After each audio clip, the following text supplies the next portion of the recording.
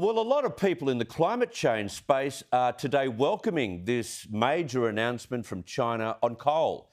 President Xi Jinping has drawn a line in the sand when it comes to coal-fired power stations. Now, this was at the United Nations General Assembly. It came out of the blue when he declared that China would not build any new coal-fired power stations abroad.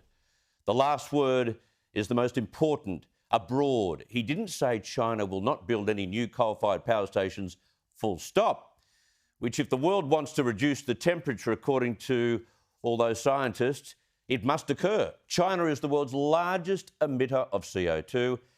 He didn't say they'd stop building them domestically. He said they wouldn't build any overseas. Now, theoretically, it will help reduce the world's carbon emissions, but let's dig deeper. Since 2000, China has invested $55 billion in coal projects across Asia and southern Africa, not in China. This is through their Belt and Road Initiative. They've built coal power facilities in 152 countries. How's that? Talk about tentacles. 152 countries.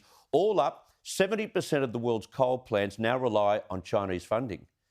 But let's not allow this announcement to distract us from China's onshore emissions.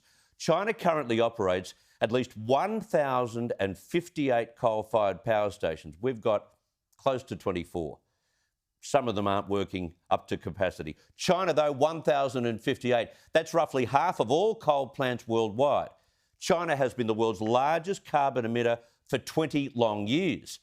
They've made up almost 30% of the world's carbon emissions for the past decade.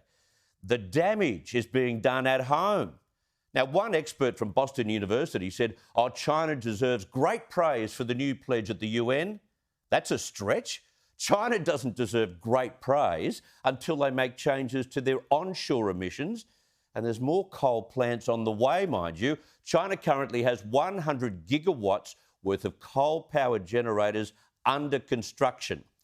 Xi Jinping says he'll accelerate efforts for China to go carbon neutral by 2060. Meanwhile, the rest of us, well, we're pressured into net zero emissions in 2030, 30 years earlier. So let's not be so quick to pat China on the back.